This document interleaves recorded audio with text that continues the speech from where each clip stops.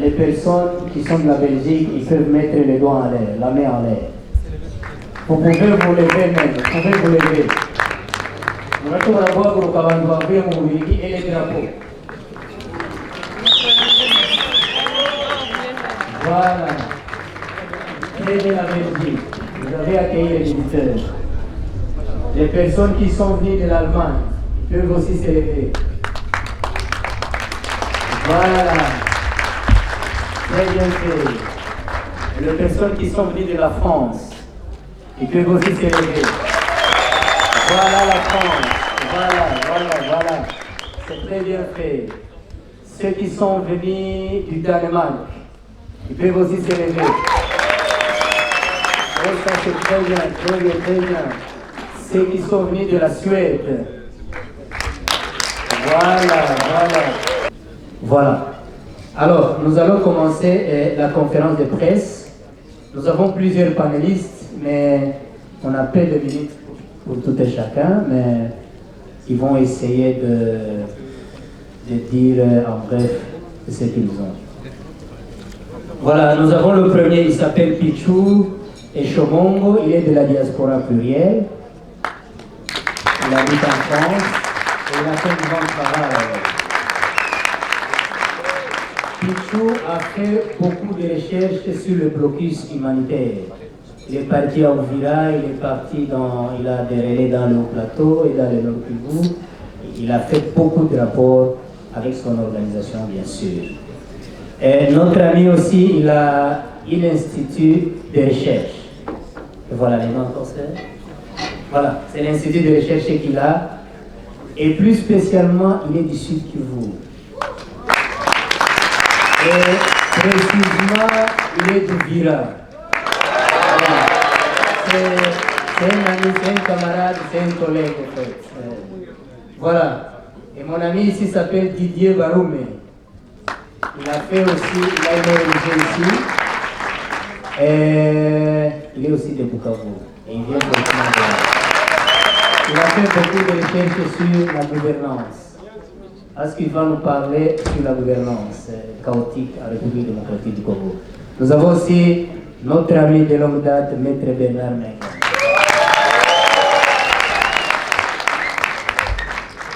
Il a fait beaucoup de choses pour la RDC, pas seulement pour le sud de l'Nord-Kivu, mais seulement pour la RDC en général, et aussi pour la région des Grands Lacs. Donc, c'est un ami de la région déjà. Nous avons professeur Félix, c'est un professeur de droit à l'université de Timbuktu. Il est là, il a fait beaucoup de recherches en matière de conflits dans la région des Grands Lacs. Il va se présenter avant, tout le monde va se présenter avant le début de la conférence. Voilà, nous avons encore notre cher camarade Maître Innocent. C'est un avocat qui a fait beaucoup de recherches et aussi qui plaide et qui amène beaucoup de cas devant la justice. Et il représente la coalition des avocats qui représente les victimes. Voilà, sans trop tarder, notre ami, celui qui va commencer, Didier, il va nous parler sur la gouvernance chaotique en République démocratique du Congo et il va nous parler surtout sur la corruption et pillage. C'est lui qui commence. Merci. Bonjour tout le monde. Moi c'est Didier Maroumé. Je suis le président de CLEP, Coalition des élites leaders patriotes.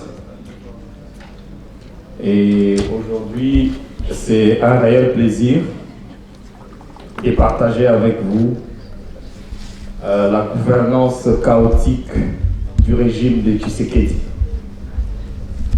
En effet, depuis l'indépendance de notre pays,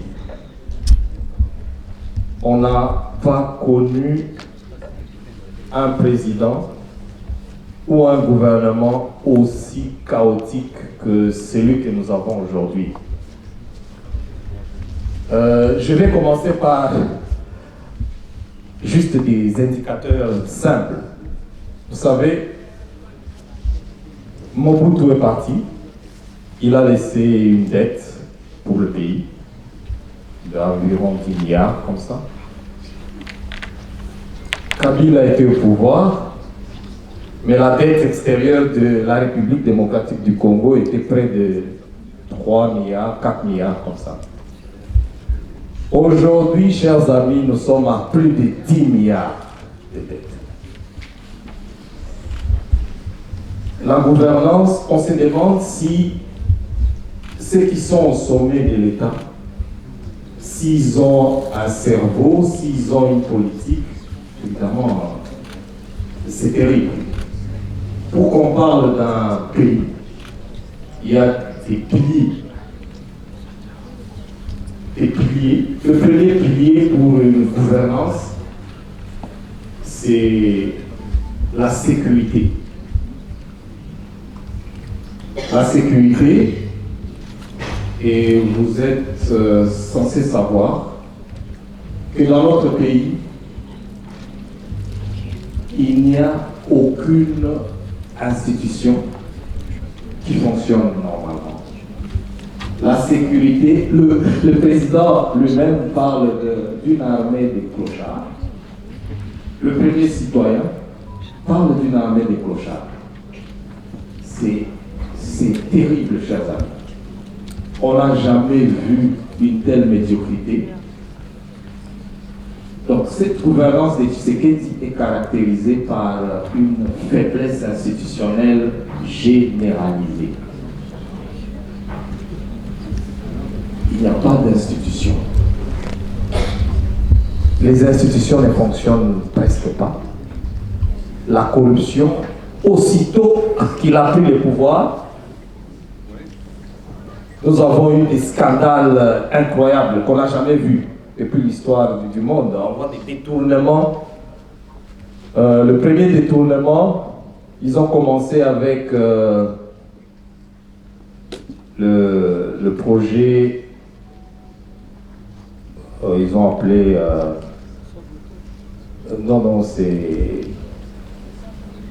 bon, ils ont commencé par le 100 jours, le projet des 100 jours. Ils ont détourné 50 millions de dollars. Après le projet 100 jours, on est passé aux commissions avec... on devait redresser Peke Fungurume, 5 millions. Le projet Tchilegelou, 14 millions détournés. Le jeu de la francophonie, 48 millions. On a parlé de la gratuité de l'enseignement. Au lieu de faciliter à la population, de faciliter l'accès à l'éducation, non, c'est des détournements, c'est l'occasion de détourner. 30 millions de dollars. Fonds Covid, 7 millions de dollars détournés. L'affaire RAM, 50 millions. Le forage, ils ont parlé des projets de forage, 398 millions de dollars détournés, chers amis. C'est des chiffres qu'on n'entend qu'au Congo. Il n'y a qu'au Congo où on parle de 300 millions. Les parlements, les deux chambres réunies, il y a eu une audite et tous ces chiffres sont vérifiés. Les deux chambres réunies du Parlement, ils sont à 1,2 milliard, chers amis. 1,2 milliard détournés. Donc en fait, c'est comme si au sommet de l'État, nous avions des gangsters qui viennent carrément piller, voler, et c'est incroyable. Insensible à la misère de la population. Il y a eu de retrait en espèces au niveau de la GECAMIN, 315 millions de dollars. En fait, la liste est très longue. les données que nous avons ici, nous sommes à peu près à 3 milliards. Ça, c'est des données vérifiables. Donc, chers amis, ces pays méritent mieux. Nous avons droit à un mieux-être. Nous exigeons aujourd'hui la levée immédiate du blocus de Minembwe. Nous exigeons les retraits de l'armée burundaise sur le sol congolais.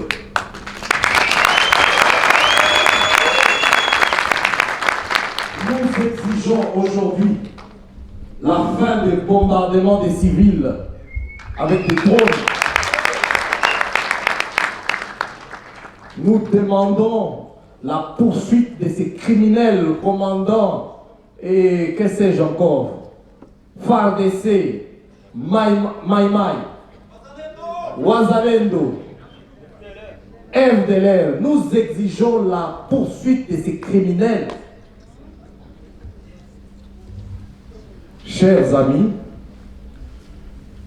nous voulons un Congo où il y a la justice. Nous voulons un Congo où l'État s'occupe du bien-être de la population. Nous voulons un Congo où, au lieu d'acheter des drones, qu'on donne la nourriture à la population, qu'on fasse des projets de développement pour le peuple. Je vous remercie. hari agatumvise ibyo yavugaga cyane kubera ururimi birashoboka yavugaga imiyoborere mibi yo mu gihugu cya Kongo cyane cyane avuga imibare y'amafaranga leta ihari ya Tshisekedi yaginyereza igashyira ku mifuko yabo aho kuvuga ngo aya mafaranga akoreshwa imishinga y'iterambere mu gihugu. Ibyo nizo yavuze muri make. Noneho mbere yuko dukomeza Maître Innocent uri tayari? Okay, sawa.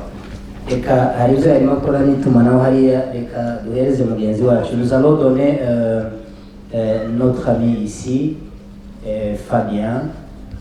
Il va nous présenter sur l'impact du mouvement Wazalendo sur la paix et la sécurité en RDC et même dans la région de Grand Lac. Merci beaucoup. Merci beaucoup. Comme Jean-Pierre m'a présenté, je suis Bika Selemani Fabien. Je suis congolais. Je suis du Sud Kivu, du territoire Movira. Je suis Movira.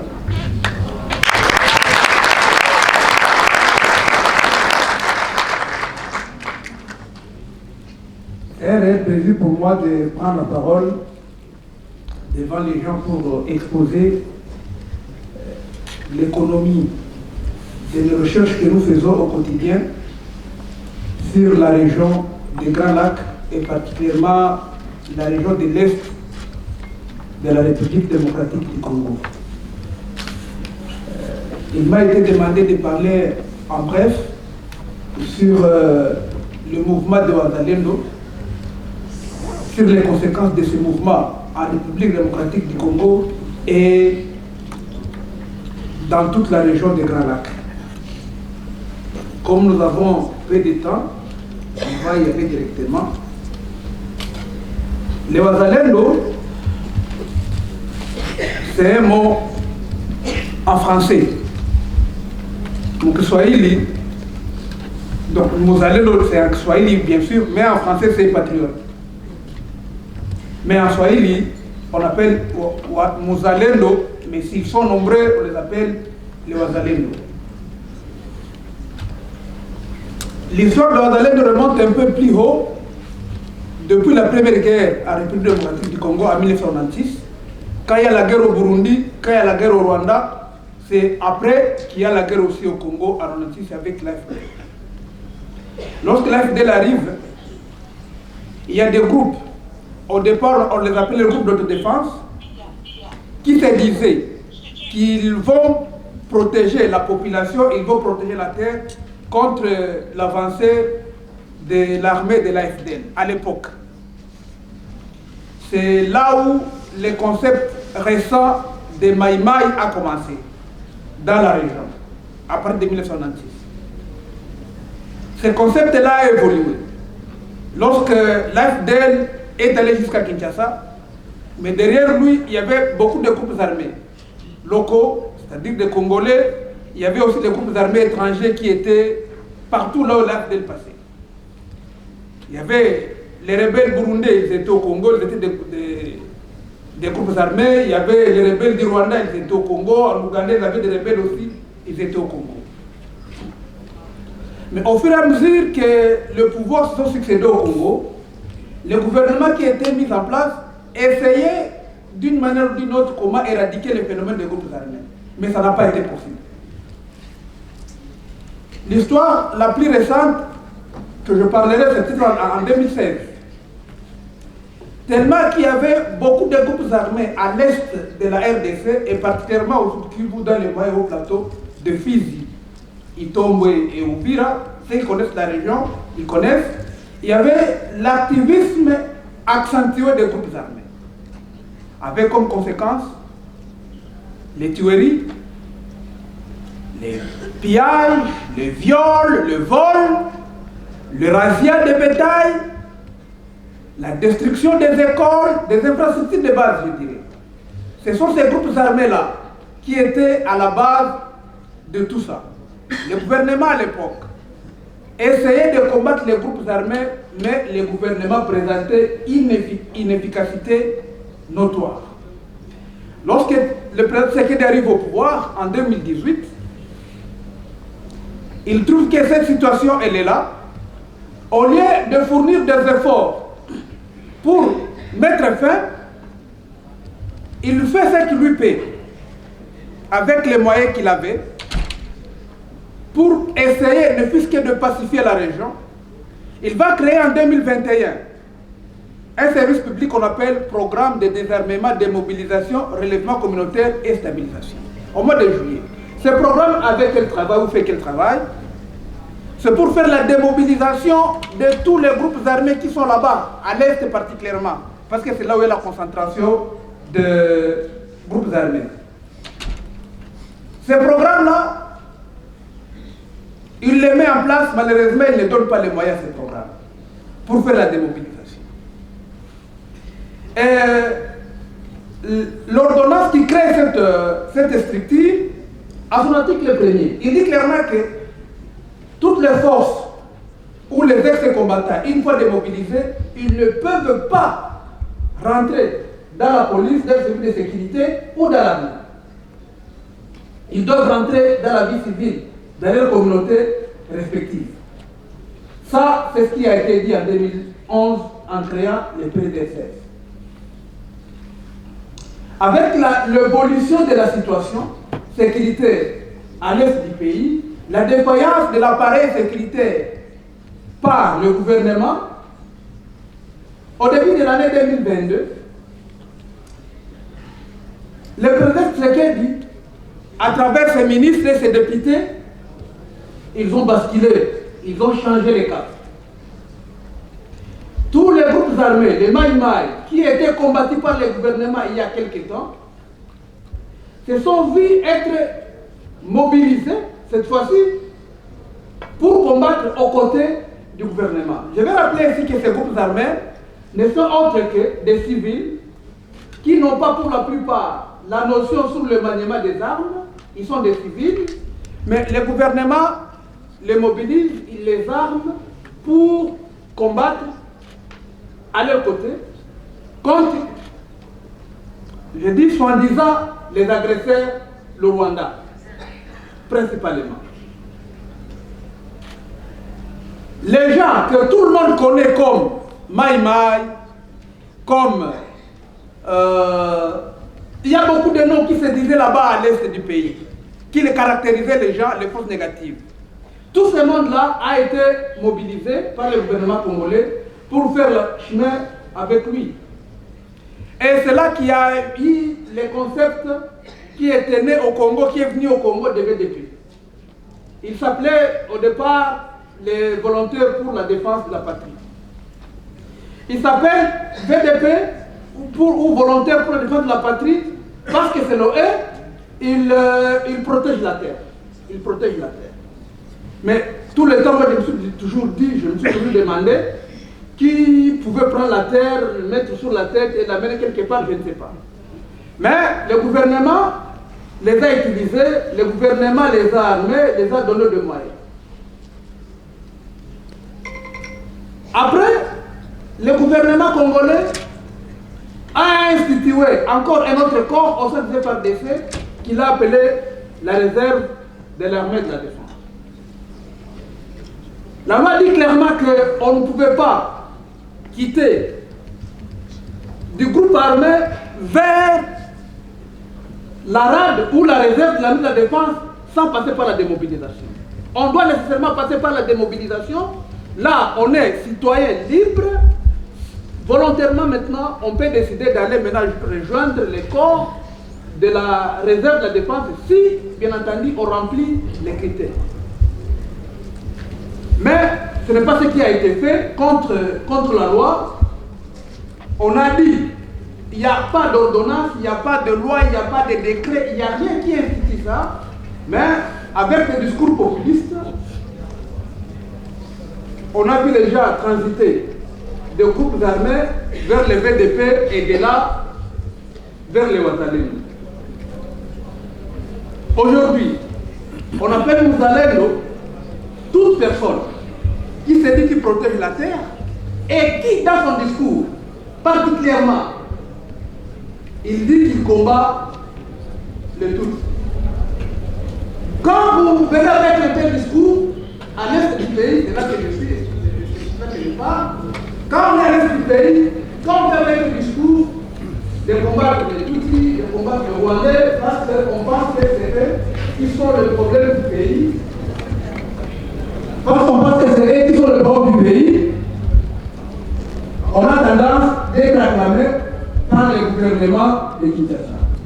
Parce que eux, c'est les Tutsis, ou encore mieux, les Rwandais, qui sont à la base du problème de la République démocratique du Congo. Or, il n'y a pas une unité scientifique jusqu'à la preuve du contraire qui certifie ou qui atteste que ce sont les Tutsis ou encore mieux les Rwandais qui sont le problème, à la base des problèmes de la République démocratique du Congo. La conséquence, c'est quoi maintenant? Lorsque le gouvernement arme tous les miliciens, lorsque le président Félix Tshisekedi arrive au pouvoir, il trouve les groupes, le nombre de ces milices, ils étaient au nombre de 253. Les groupes armés locaux. Il y avait 14 groupes armés étrangers. Et 253 groupes armés locaux. Aujourd'hui que nous parlons, il y a 315 groupes armés locaux à l'est du pays et qu'on appelle bien entendu les Ouazalendo. Lorsque le gouvernement déploie les moyens, lorsque le gouvernement donne, arme les civils, la conséquence c'est quoi? Chaque jour qui passe, on assiste à des violences perpétrées par les Ouazalendo. Ils tuent, ils violent, ils pillent. Ils font tout ce que le groupe que les Nations Unies ou l'Union Européenne qualifient de terroristes. Qu'est-ce que ces groupes armés font? Il n'y a pas de différence ce qui se passe avec nous aujourd'hui, avec les armées islamiques, et ce qui se passe dans les territoires de Kira ou encore dans les territoires de Kira. Il n'y a pas de différence. Parce que les armées crient, là-bas ils crient. Les Ouazalendo. Les armées tuent, les Ouazalendo tuent aussi. Aujourd'hui, par cette conférence de presse, nous voudrions appeler la conscience de la communauté internationale. C'est soutenir le gouvernement de Kinshasa, c'est un choix politique que chaque État peut faire. Mais derrière ce soutien, il y a un prolongement de massacres, il y a un prolongement de violence, il y a un prolongement de génocide, de transition.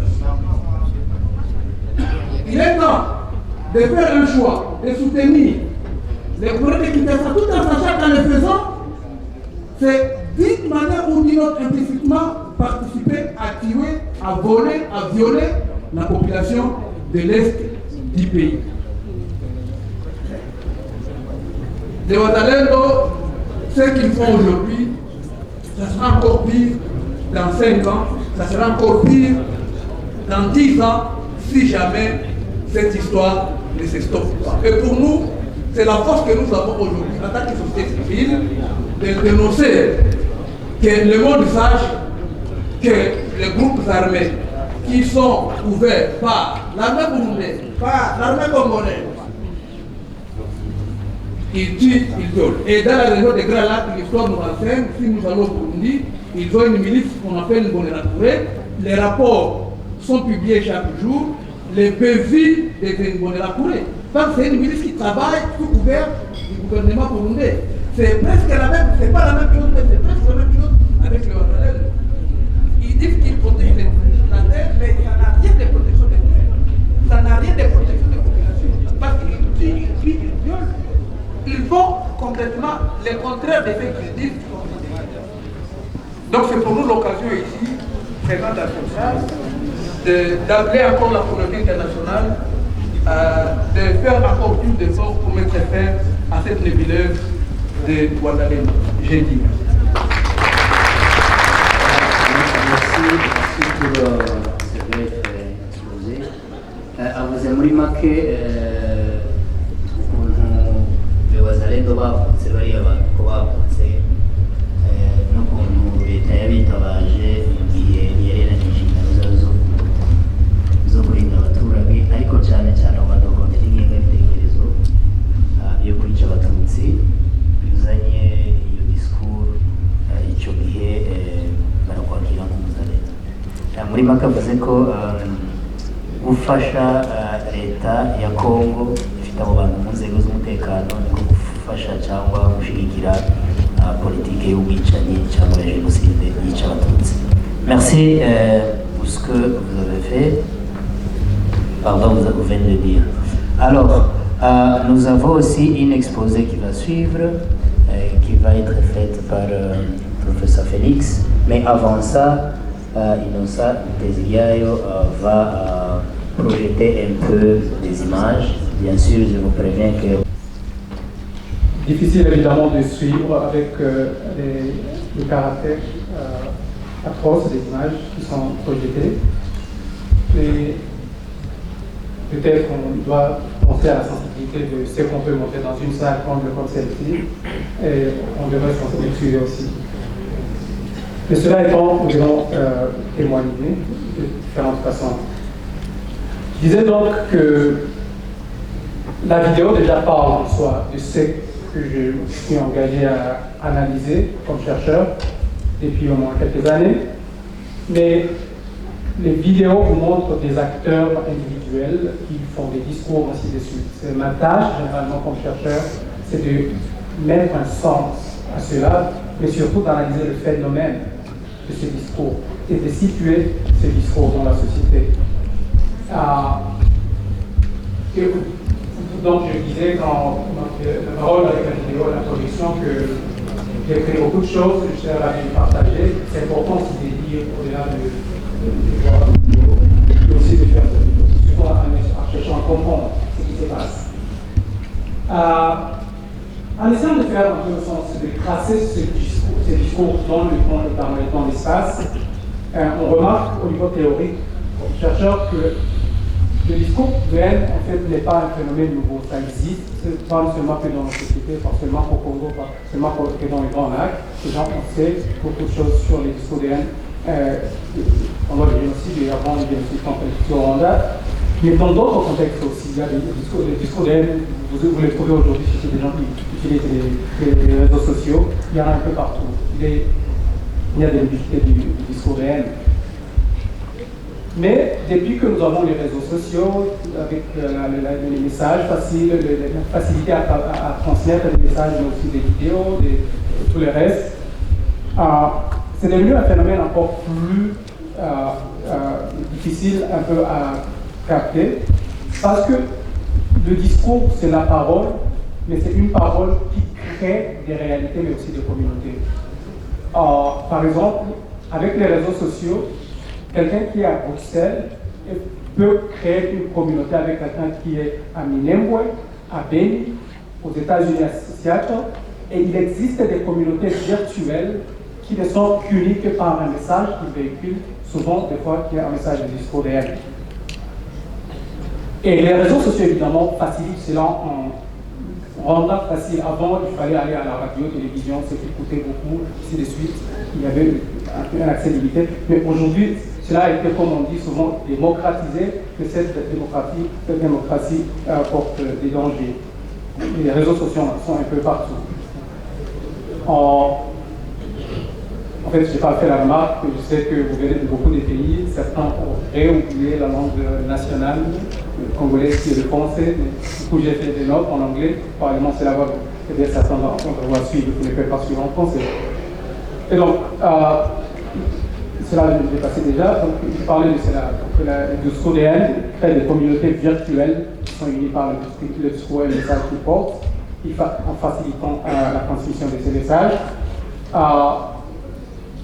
Et à travers ces messages émergent certains discours qui sont partagés.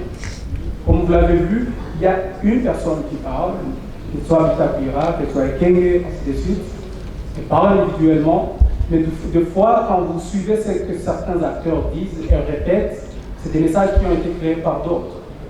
Un exemple simple, vous avez vu dans la vidéo que nous avons projeté, tout le monde a suivi, y compris les États, les responsables politiques, a suivi le message de Sylvain Ekenge, qui était le porte-parole de l'armée, parlant de la femme aussi, le danger, tout ça. Il y avait un extrait de message ici. Ça, c'était l'an passé, si je m'en abuse. Mais le discours en soi, il n'est pas l'auteur de ce message. Ce message a été créé longtemps avant lui. Ici, j'ai par exemple une vidéo de Mobenga, un autre personnage que vous avez vu ici, qui date de 2017, avec exactement le même message. Donc, du coup, le message circule, crée des communautés et transmis à d'autres, et du coup, à partir de cela, il devient autre chose.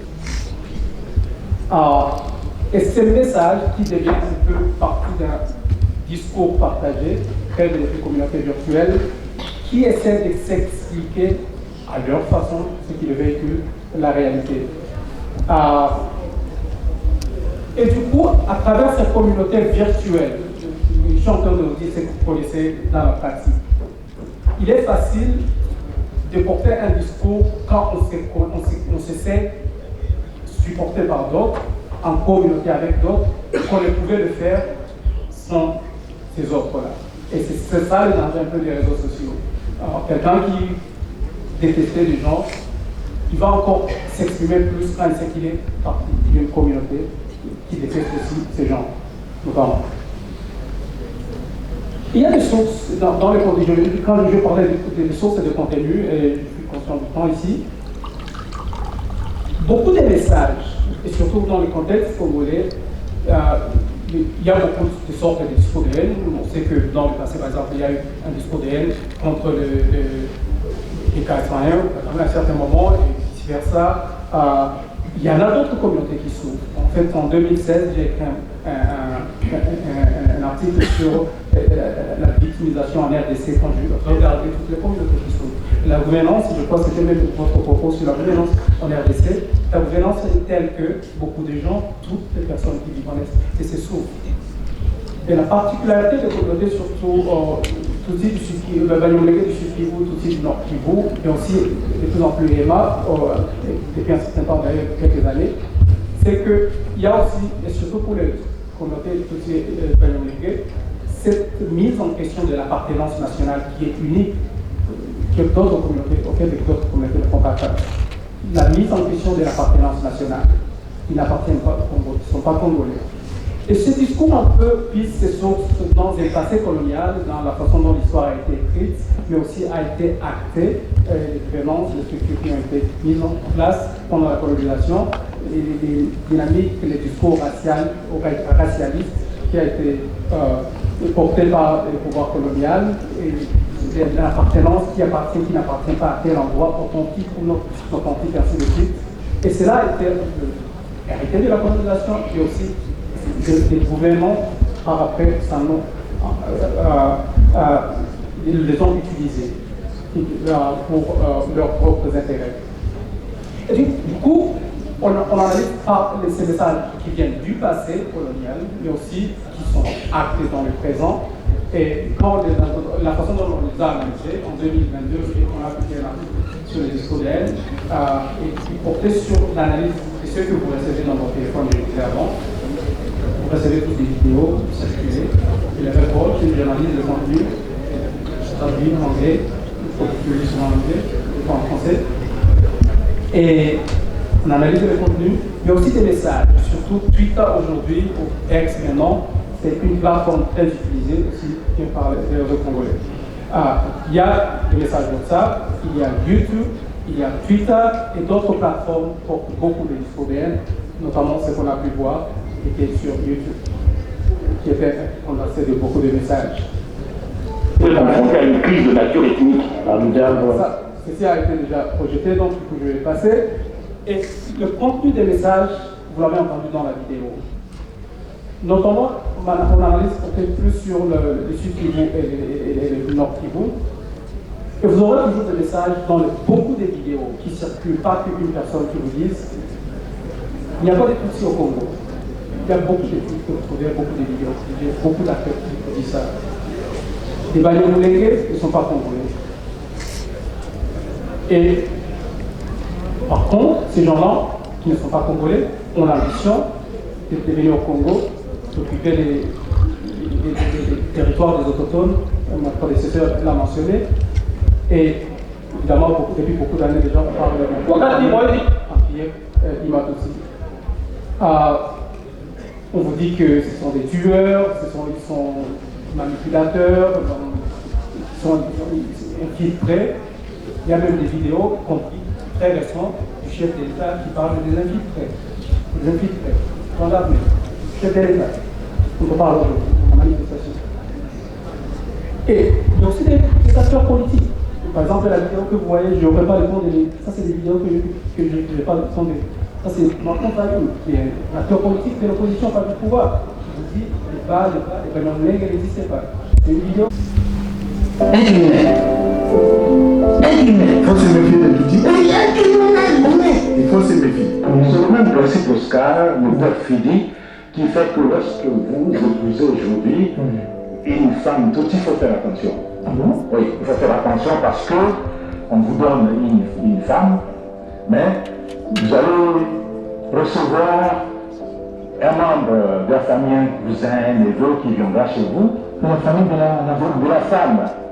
Et on va vous présenter comme le neveu et le cousin, alors que ce n'est pas un neveu, ce n'est pas un cousin, c'est la personne qui viendra faire les enfants avec votre épouse à la maison. Et on vous dira que non, les enfants naissent Tutsi ou comme des Tutsi parce que la race Tutsi est supérieure, alors c'est une perfidie. Les Tutsi, ils ont développé d'autres connotations qu'on fera intelligent. Dans la vidéo que vous avez vue, la projection, vous avez vu la responsabilité de l'État est importante à souligner ici, dans ce discours de haine. Beaucoup d'acteurs, c'est des acteurs privés, et les acteurs privés doivent être poursuivis. C'est l'État qui doit faire la poursuite, mais souvent, c'est toutes les personnes qui ont été accusées, à Kinshasa, Bukavu, ainsi de suite, cela n'a pas été fait. Mais aussi, les responsables politiques se sont rendus coupables en minimisant ou même niant les phénomènes du discours de haine.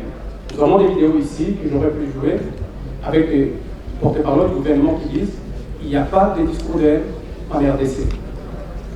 Parce que j'ai la vidéo ici. Mais le premier mensonge, c'est les discours de haine à RDC. C'est qui? Je passe. Mais les mêmes personnes qui vont dire qu'il n'y a pas de discours de haine, mais s'afficher avec des personnes qui portent ces discours de haine. Vous avez vu, Moubenga l'an passé a accordé un discours aux deux personnages que vous avez vus dans la vidéo qui nous sont projetés. Moubenga et Kalonji Tibi.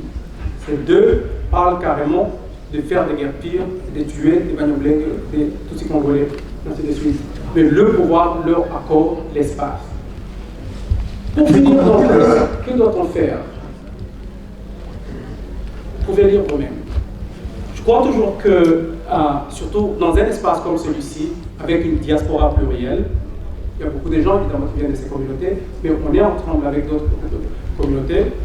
Je suis de ceux qui croient toujours qu'un autre Congo est possible, un Congo où tous les fils et les filles du Congo vivent ensemble, et toutes les ethnies tribus en paix et en harmonie. Il y a beaucoup de pays qui ont plus d'ethnies que le Congo, où les gens vivent ensemble. Donc cela est possible. Mais pour ce faire, il faut d'autres politiques qui descendent l'identité ethnique et plutôt mettre au centre d'autres valeurs. Donc il faut réimaginer les identités telles qu'elles ont été construites au temps colonial. Il faut repenser un peu les frontières identitaires ou les discours identitaires, surtout la centralité de l'ethnie au Congo. C'est quelque chose qu'il faut voir. Il y a beaucoup de pays comme la Tanzanie, par exemple, qui ont fait la partie, qui sont plus relativement que d'autres, sans être évidemment un paradis. Il faut réimaginer la gouvernance, et de là je rencontre le collègue qui a parlé de la gouvernance. Évidemment, les repères identitaires de la colonisation doivent être construits et promouvoir évidemment des droits égaux pour tous les citoyens, si bien des droits égaux dans tous les jours, mais aussi des droits égaux quand on revient au droit par exemple à vivre partout dans le pays, accès à la terre, et ainsi de suite, qui sont souvent des termes très contestataires d'essai. Je peux aller un peu plus, aller dans les détails de ce que je viens de dire. On n'a pas le temps. Jean-Pierre est en train de regarder avec un œil très strict. Alors, je vous remercie pour l'attention. Merci, professeur Félix. Donc, c'est un enseignant, il est parti méthodiquement et pour expliquer les discours. Ok. Yavugaga ku mvugo zihemberwa muri Congo. Avuga ko izo mvugo hari zikorwa n'abantu ku giti cyabo, ariko ugasanga leta ntabwo ihana abo bantu. Icyo ni icya mbere. Akaba ari igihe leta izisuzugura ntigire icyo zikora kandi zirimo kwica abantu, zirimo gutuma abantu bapfa. Ikindi kintu yongeyeho ni uko haba na leta yonyine, bamwe mu bayobozi bakuru b'igihugu nabo izo mvugo barazikoresha, kuko yavuze nk'aho bita bamwe mu nzego z'umutekano z'igihugu, murabumva bari bo bakabita abacengezi. Na perezida wa repubulika ejo bundi yarabivuze, ni ukuvuga ko bavuga ko abatutsi cyangwa abanyamurenge bari mu nzego z'umutekano n'abacengezi. Izo mvugo zivugwa na leta cyangwa n'abantu ku giti cyabo, ariko leta ntigire icyo bakoraho, ariyo yari ifite uruhare rwa mbere kugira ngo abantu bashyitse imbere y'ubutabera. Muri make yavuze byinshi, ariko arakoze cyane. Ndabona abantu basa n'abatangiye kurambirwa gatoya. Maintenant nous allons passer à la présentation de Maître Bernard Menga, qui va nous parler sur les crimes du droit international qui ont été commis surtout sous le régime de Félix, maintenant Tshilombo, pas Félix qui est ici, et aussi les cas qu'il poursuit en justice. Merci. Mes chers amis, aujourd'hui, voilà. Aujourd'hui, je me sens un peu moins seul. Parce que pendant des mois, ceux qui suivaient nos activités au niveau juridique prétendaient que finalement il n'y avait que quelques manipulateurs derrière nous. Et le fait de pouvoir me retrouver avec des dizaines de personnes dont je sais qu'elles partagent les préoccupations de notre collectif, vous ne pouvez pas imaginer le bien que ça fait. Quand vous avez vu les vidéos de mon ami Innocent, est-ce que vous savez que depuis le début de l'activité du collectif jusqu'à ce jour, nous avons dénoncé auprès des autorités congolaises, à l'auditorat général, devant le procureur général à Kinshasa, devant les auditorat militaires, partout. Vous avez vu la force, la violence des discours qui sont prononcés. Pensez-vous qu'une seule fois, une personne se soit retrouvée en justice avec une décision de justice qui, dans l'ordre symbolique de la vie en République démocratique du Congo, rappelle la valeur du respect de l'être humain et la valeur de la dignité de chaque personne humaine. Pas une seule décision n'a été prononcée. Et permettez-moi de faire un tout petit détour comme juriste et de vous dire que finalement les valeurs que nous défendons en République démocratique du Congo, ce ne sont pas des valeurs propres au Banyamulenge, ce sont des valeurs fondamentales que l'on retrouve dans tous les codes et dans toutes les histoires juridiques de la planète. Le vieux code Hammurabi, qui est la première trace écrite dans l'histoire de l'humanité de ce qui est interdit et permis dans les relations entre les humains, rappelle déjà le caractère sacré de la vie, la dignité de chaque être humain.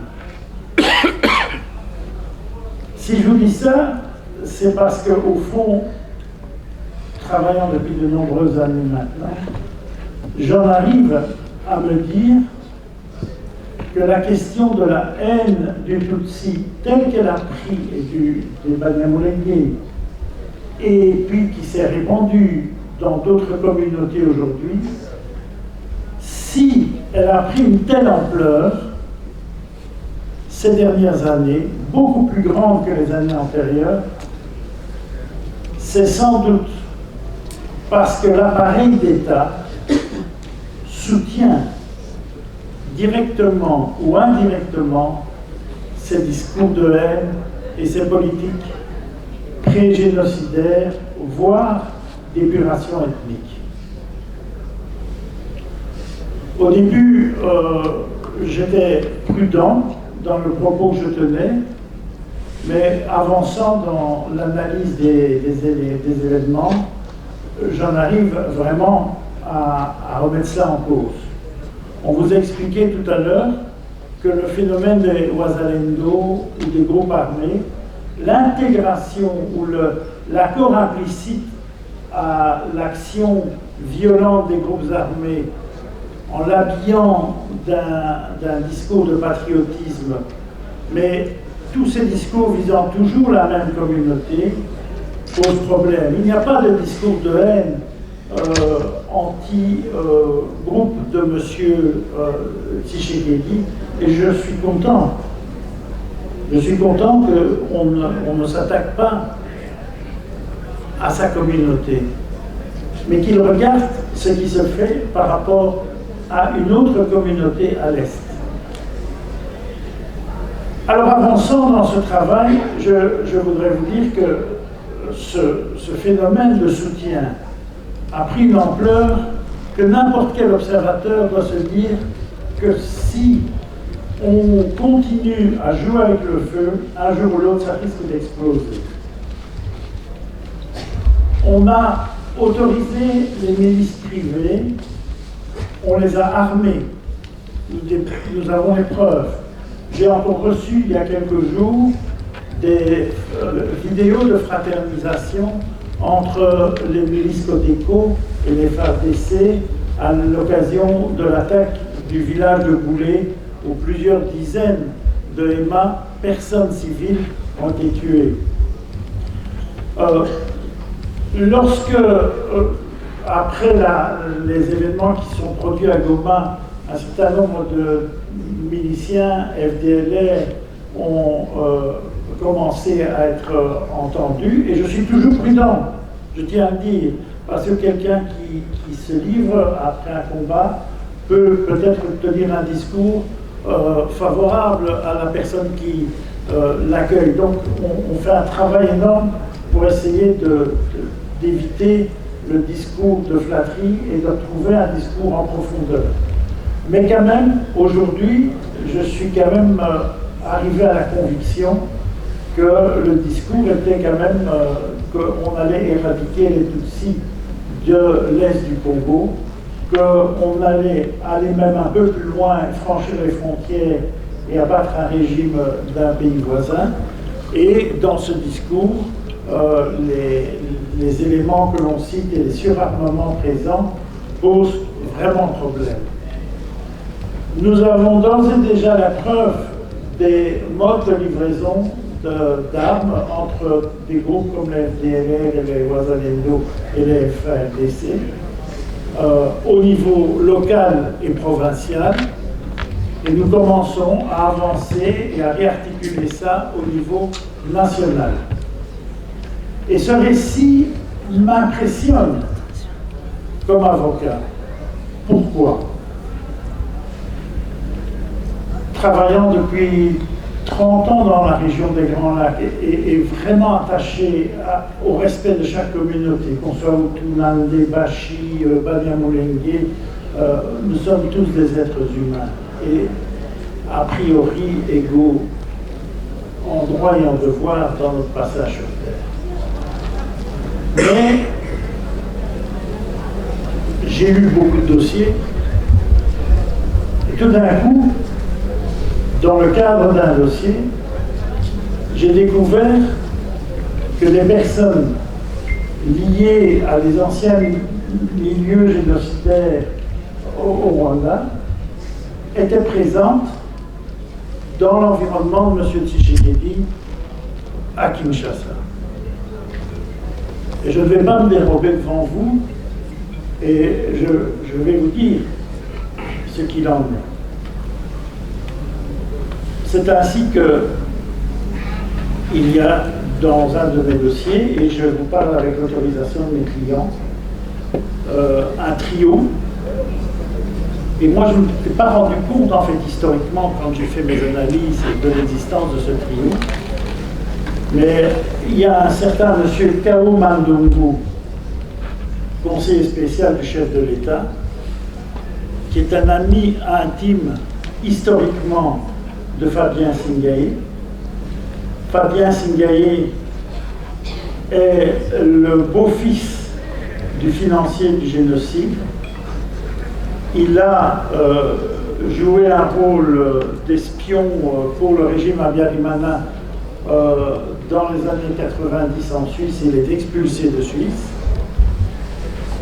Il a travaillé très étroitement avec Paul Baril. Et je vais y revenir, il a été aussi conseiller du président de la République centrafricaine. Et puis, dans le trio, il y a Jean-Luc Habyarimana. Je retrouve ces personnes dans des positions d'influence. Et dans le travail que je fais de recherche, je découvre, et je vous précise que c'est vraiment un travail de chercheur, parce que je ne m'attendais pas à ça. Je découvre que des mercenaires sont engagés, des mercenaires roumains dont vous avez entendu parler, sont engagés par le régime de M. Tshisekedi à un moment donné au Nord Kivu. Le responsable de ces mercenaires s'appelle M. Potra. M. Potra a été l'un des collaborateurs les plus étroits de M. Paris, qui lui-même travaillait pour la famille Habyarimana. Et M. Potra, après le génocide, a travaillé en République centrafricaine comme mercenaire pour certaines missions. On le retrouve au Congo. Comment se fait-il que tous ces gens se retrouvent dans des positions d'influence aujourd'hui en République démocratique du Congo? Je tiens tout de suite à vous dire, dans le travail que nous faisons, il y a encore beaucoup de chaînons manquants. Quoi que nous recevons, vous savez ce que c'est que le travail des gens de mon espèce. On a les informations et on ne s'en contente pas. On essaie d'avoir des preuves. Et une fois qu'on a des preuves, on essaie d'avoir des preuves crédibles. C'est-à-dire des preuves qui sont susceptibles d'être produites en justice. Mais si un appareil d'État porte des valeurs ou des antivaleurs aussi importantes que celles qui ont construit des tragédies comme on les a connues à l'est du Congo, si on voit le retour des discours de haine dans des mesures qui ont justifié pour certains les poursuites devant les tribunaux pénaux internationaux à la suite du génocide, si on voit la multiplication de ces discours de haine, si on voit qu'à l'intérieur du groupe FDLR, un Hutu modéré n'a pas sa place et peut être tué, que l'ordre donné est de tuer les Tutsis que l'on arrête et que l'on inscrit tout cela dans cette idéologie-là, il me soit permis de dire qu'au fond, aujourd'hui, dans les choix que les gouvernants ont à faire, y compris mon propre gouvernement, le gouvernement belge, la question est, fait-on de la géopolitique martienne et stratosphérique sur l'intérêt des minerais au Congo, et je ne nie pas l'intérêt de cette question, ou travaille-t-on plutôt à la question du bien-être des peuples? Si l'on prend l'option B, et je ne crois pas qu'elle soit dominante aujourd'hui dans le concert des nations, mais moi j'y reste attaché, si l'on prend en compte l'option B, cela signifie qu'il faut arrêter les discours de haine, poursuivre les auteurs de discours de haine, ouvrir les dossiers pénaux. Le collectif travaille dans ce sens. Et ce que je peux vous dire aujourd'hui, devant vous tous qui êtes venus, et je crois que c'est rassurant parce que ça veut dire ce que vous venez dire aujourd'hui, qui est énorme, c'est que les êtres humains comptent plus qu'un carré minier, que les valeurs qui construisent les villages et les régions où les gens vivent, où l'éducation des enfants se fait, sont des enjeux autrement plus importants que les stratégies soi-disant mondiales de certains. Et que c'est votre voix qui doit être entendue. Et si c'est votre voix, vous avez droit à la justice. Ce que nous, comme collectif, avec Innocent et avec tous les avocats du collectif, nous vous promettons, c'est de ne jamais lâcher. Jamais.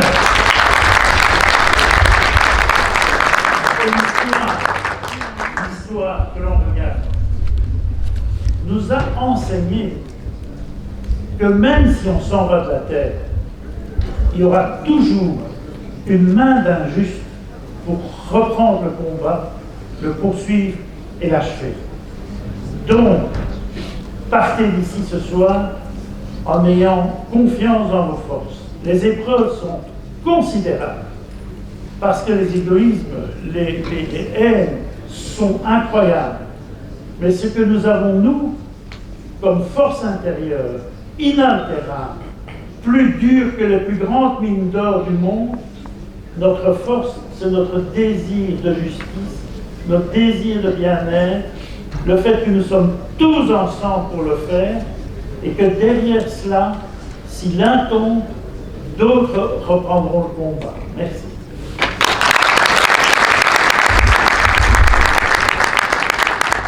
Merci, Maître Bernard.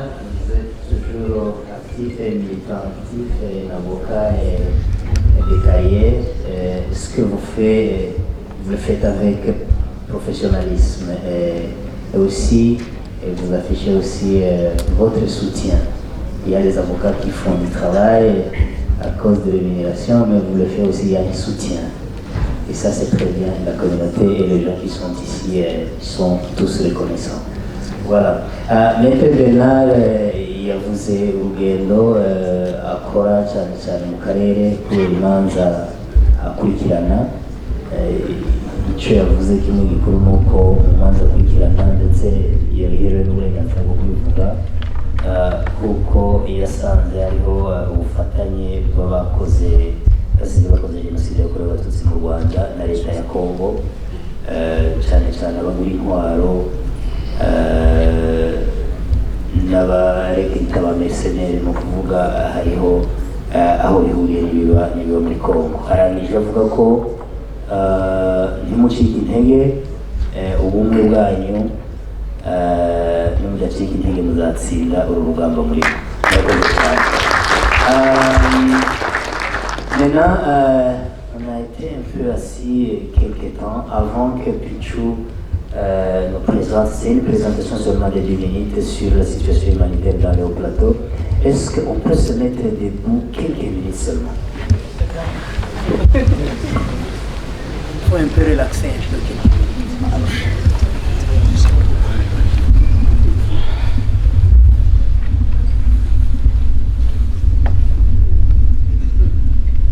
Voilà, on peut s'asseoir. Voilà, nous vous accordons la parole.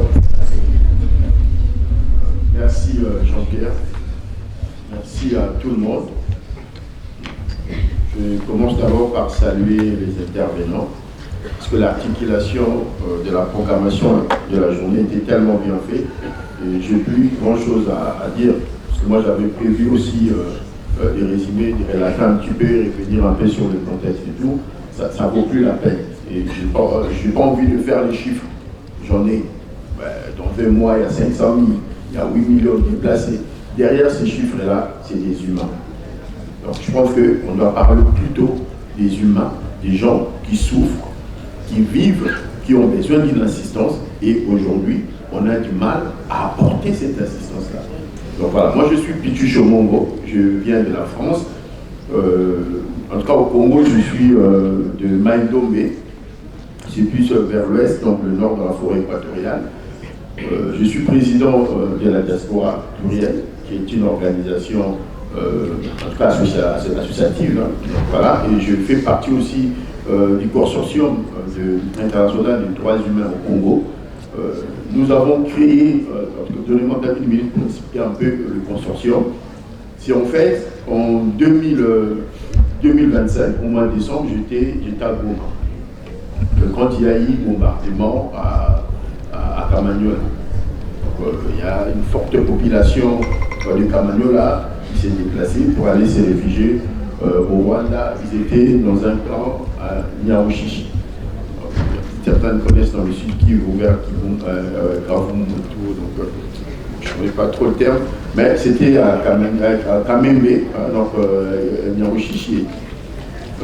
En tout cas, au niveau, que ce soit au niveau des Goma, personne n'a pris l'initiative d'aller rendre visite à cette population. Parce qu'il y avait des bombardements, c'était super compliqué, mais aussi la question d'éviter à ce qu'on acquise le Rwanda de soutenir Goma, donc du coup, le pouvoir de Goma, même si on voyait un peu la situation, mais bon, il n'y a pas eu vraiment moyen de se déplacer et les organisations humanitaires sont dépourvues de moyens, on reviendra là-dessus pour parler.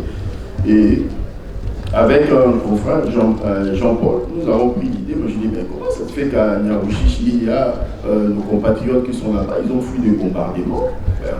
On suit un peu, les organisations internationales ne font pas de commentaires, personne n'en parle, les Nations Unies ne fait pas écho, le pays doit être un peu compliqué. Il faut qu'on fasse un déplacement. Les zones quand même qui sont, on était dans une période opérationnelle où il n'y avait pas encore les actions militaires, pour accéder dans la zone c'était compliqué. On a dit, ben, on saisit les autorités rwandaises pour qu'ils nous autorisent à accéder voilà, sur le camp des réfugiés. Donc on a réussi à prendre des contacts, on a fait des courriers, ils nous ont répondu très rapidement, allez-y, allez voir. On arrive, on rentre au camp de Nyarushishi. C'était une forte population, ils étaient 1008. Je n'ai pas voulu faire les chiffres, mais je vais essayer de faire quand même. Il y avait 1008 personnes, femmes, hommes, enfants, qui étaient dans ces camps des réfugiés. Ils ont tout perdu. On commençait à demander, mais qu'est-ce qui s'est passé? Tout le monde nous relatait, mais bon, il y a des bombardements qui sont venus, des bombes provenaient de Burundi. C'est quoi cette histoire? Mais dans une zone densément peuplée où il n'y avait que des civils. Il n'y avait pas les éléments, les effets militaires pour justifier ces bombardements contre les civils. Là, on est à Kamanyola.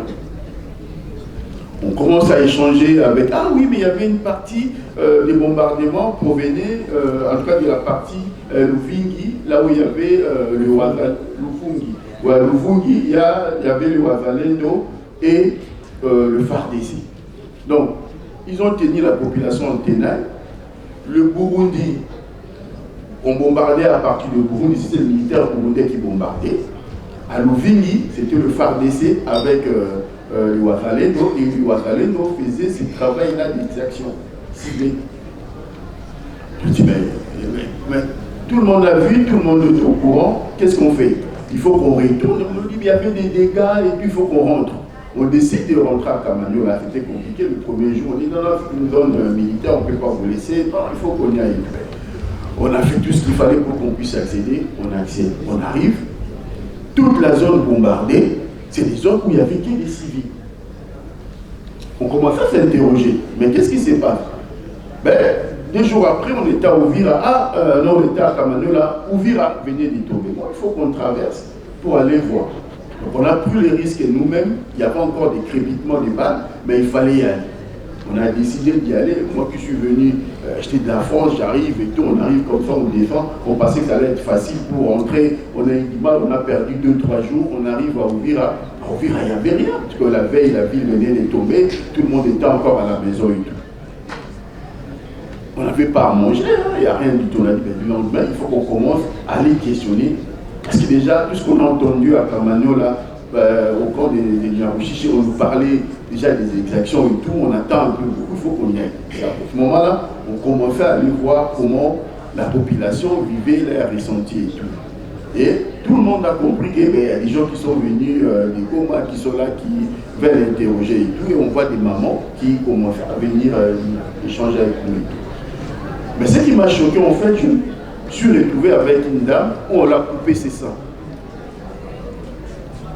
On coupe des seins à une personne, à une maman, qui n'est pas militaire, qui n'est pas dans une opération, juste pour l'empêcher de procurer. Elle va rester comme ça, elle n'a pas de cancer, elle n'a rien, elle s'est coupée, elle a montré. On arrive, on va un peu plus loin, on commence à être sérieux. On va dans un quartier, on va aller interroger. On voit des jeunes qui commencent à nous expliquer et tout ça. On arrive à un endroit, on nous dit, nous, il y a une fontaine d'eau publique qui permet à tout le monde de se servir de l'eau potable et confort et tout. Mais la communauté Banyamulenge n'a pas accès. Et la fontaine, elle était juste à 2 pas d'une église. Et les personnes qui assuraient la sécurité pour que les Banyamulenge ne puissent pas avoir accès, c'est des fidèles d'une église. Et le pasteur de notre a fait fidèle d'aller sécuriser la zone pour que cette population ne puisse pas avoir accès. Et voilà, certaines réalités, c'est banal, mais on prive des gens de l'eau potable, on coupe les seins, c'est des choses où personne n'en parle. Il y a certaines réalités qu'on mettait en doute quand on suivait sur les réseaux sociaux, mais on attend. Là où on a passé la nuit, vu que la zone venait à peine de se libérer et tout ça, c'était un peu compliqué de trouver un endroit pour dormir, on ne peut pas dormir dehors. On s'est retrouvé dans un logement. Le lendemain, en tout cas, les propriétaires sont venus et tout, mais avec un discours haineux. Et je dis aux des amis avec qui on était, moi je dis, mais ce discours-là, ici, ça va être chaud si, en tout cas, la nouvelle autorité n'arrivait pas à maîtriser la situation. Ça va être compliqué parce que les discours de haine, et les gens n'avaient pas peur. Bon, moi j'arrive, avec un regard d'Europe, j'arrive et tout, je ne comprends pas les discours et tout qui arrivent dans tous les sens. On a dit, mais bon, on commence à comprendre comment la situation était difficile. Et quand on est rentré à Goma, on a fait le premier rapport. on a publié avec Innocent, Jean-Pierre en faisait partie, on a fait le premier rapport. Vous savez qui nous ont demandé de justifier nos sources? C'est Human Watch qui nous appelle pour demander des sources. Parce que eux, les gars, ils nous disent comme ça. Nous, nos agents là-bas, n'ont pas la même lecture que vous. Quelle personne, pourquoi vous n'avez pas la même lecture que nous? On doit vous justifier nos preuves. Nous, on n'a aucune preuve à justifier. Les faits sont là. Allez, comme nous, à Niarouchichi, vous allez interroger les gens. Allez à tel endroit, vous allez voir. Allez à tel endroit. Non. Donc, du coup, on s'est retrouvé dans une situation, ce n'est pas le gouvernement de Kinshasa qui remet en question la qualité de notre travail, mais plutôt c'est d'autres organisations internationales qui sont censées défendre les droits humains. Et c'est là qu'on a compris qu'il y a quelque chose qui ne va pas. Ce n'est pas seulement le pouvoir de Kinshasa qui est en train de malmener la communauté locale en éliminant les consorts et tout, mais c'est toute une machine qui est appuyée par l'argent au niveau de l'extérieur. Il y a la diplomatie qui joue dans tous les domaines, que ce soit politique, économique et tout. Donc voilà, il faut étouffer les organisations des droits humains qui ne puissent pas parler de ce qui se passe. Les organisations humanitaires ne peuvent pas intervenir. J'ai un cas que je n'ai pas encore donné avec Jean-Pierre. On travaillait sur la question en fait, de chercher un peu comment on peut alimenter les hôpitaux à Minembwe en médicaments. Mais on se retrouve dans une situation, parce qu'ici c'est un peu réglementé. S'il faut faire une demande de dons aux médicaments, il faut des documents administratifs de l'hôpital et consorts et tout. Donc, et ils insistent sur le fait qu'il faut tel document, tel document, tel document. Mais en réalité, la situation des Minembwe, tout a été bombardé. Même les hôpitaux ne sont pas en mesure de fournir des documents avec des logos, avec des tampons cachés, consorts. Il est là. Jean-Pierre, on est bloqué.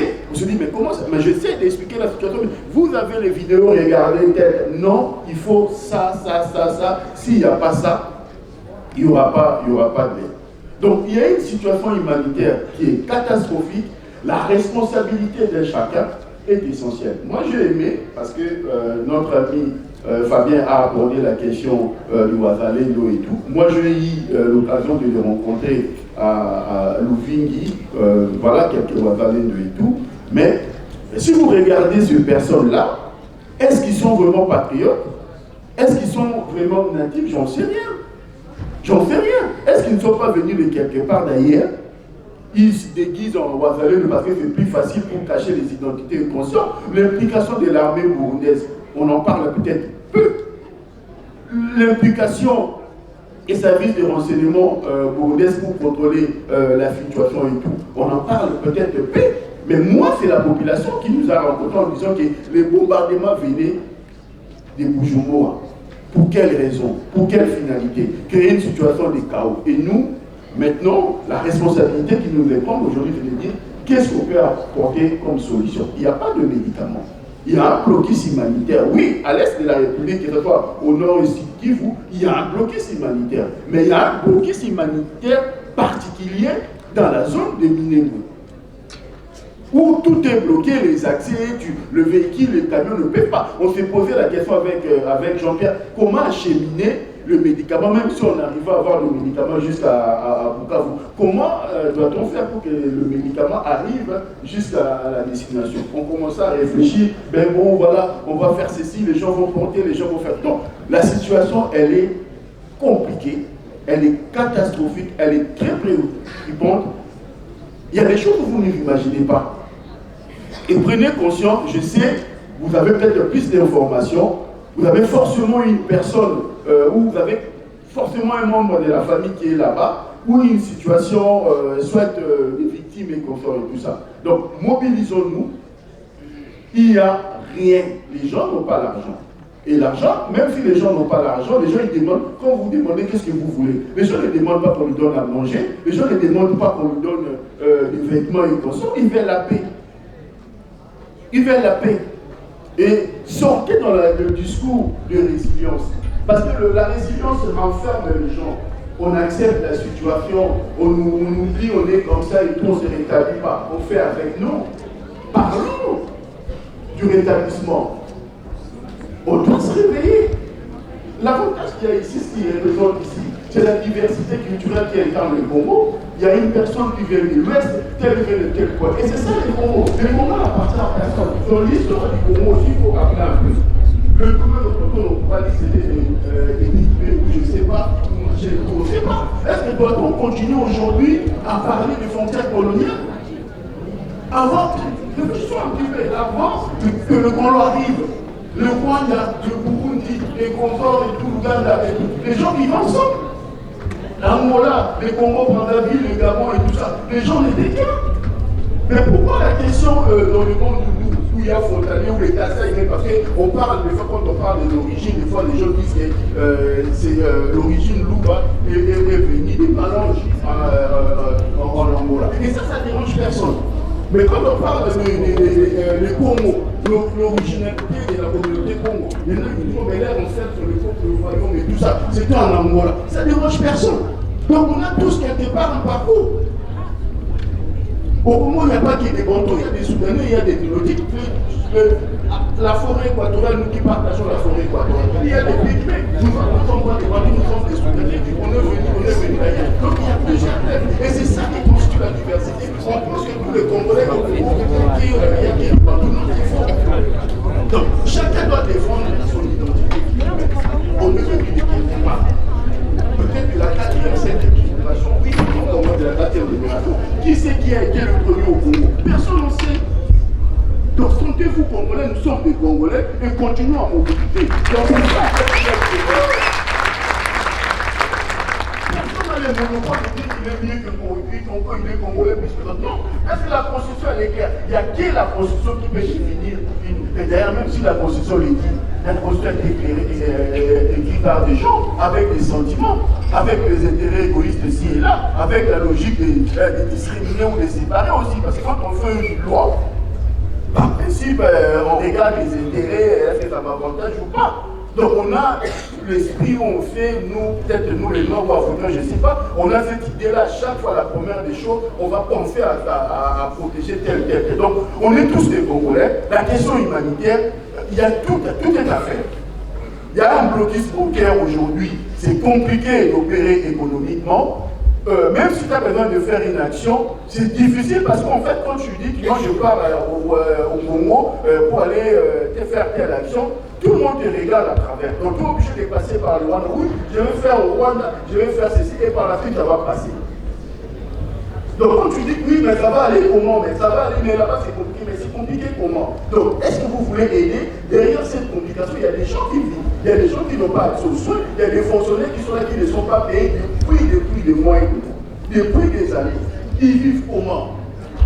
Personne ne sait. Alors nous avons cette responsabilité-là de la diaspora. Jouons ce rôle-là, soit de débloquer la situation sur le plan économique, parce que nous en avons la capacité. Travaillons sur les questions humanitaires, parce qu'il va de soi aussi de l'intérêt. On ne peut pas continuer des fois, au mois de décembre, la diaspora plurielle avait fait un effort de récolter 600 kg de médicaments. On a acheté pour l'hôpital, il y avait aussi des problèmes de ça. Des problèmes, il n'y en a pas. Mais regardez le nombre de personnes qui sont ici présentes. Réfléchissons, chacun dans son domaine. Faisons une diplomatie du peuple. Et celui qui sont en Belgique, en France et tout ça, puissent mobiliser, puissent parler, parce qu'aujourd'hui, on se rend compte que tout vient de l'extérieur. Les décisions sur le Congo et décider ici à l'extérieur. Il y a les États-Unis qui décident, il y a la Belgique, il y a l'Union européenne qui fait exprès. Le silence de l'Union européenne, l'inaction de l'Union européenne doit nous interpeller. Pensez-vous que l'Union européenne n'est pas au courant? Certaines personnes qui sont liées avec le Burundi, on ne comprend pas. Pourquoi on fournit des armes au Burundi? Est-ce que le Burundi est en guerre? Mais si vous regardez l'implication militaire de l'armée burundaise, allez-y comprendre.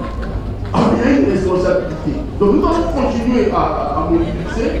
Moi, je n'ai pas voulu aller sur les chiffres, aller dans les détails. La situation, on en maîtrise parfaitement. Vous êtes là, vous avez forcément des proches qui sont là, innocents, gens qui ont fait travailler.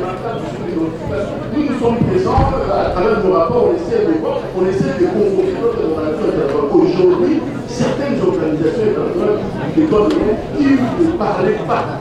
Et ce qui se passe à l'Est aujourd'hui commence à arriver dans l'Est. Pourquoi? Parce qu'on a mis la pression. à la conclusion de chacun des amis qui tombent des réseaux aux États-Unis, tel un réseau suisse, tel un réseau en Belgique aujourd'hui, on a des personnes, on a des petits familles. C'est parce qu'il y a une donc on ne peut plus savoir. Après sur les chiffres, après sur les détails. Qu'est-ce que vous voulez? Nous avons des rapports, nous avons tout ce qu'il faut, nous avons l'état des besoins de la situation, mais je pense que le mieux, ce n'est pas de revenir sur les gens besoin du lait, machin, tout, c'est pas ça. C'est de voir comment pouvons-nous s'organiser, mettre en place des stratégies diplomatiques, des réseaux, que ce soit des réseaux humanitaires, pour que nous puissions, à chaque fois quand il y a une situation, nous puissions alerter, nous puissions travailler en synergie. Et c'est comme ça qu'on va être efficace. On est tous des Congolais et nous avons des populations. C'est la diversité culturelle du Congo qui fait notre force. C'est 2 millions et quelques machins et tout ça. Moi j'arrive à Goma, quand vous allez dans le nord, Virunga c'est en Kinyarwanda, Nirambo c'est en Kinyarwanda. Ça veut dire qu'il y a eu un peuple qui a existé depuis. Il y a des éléments probants. Alors les discours politiques et tout ça, il faut combattre ces discours politiques-là. Et il y a plusieurs moyens de faire, et je salue la présence de Maître Meguin. Son travail aujourd'hui, c'est ça en fait. Donc il faut qu'on répartisse le rôle. Il faut qu'il y ait chaque personne dans son...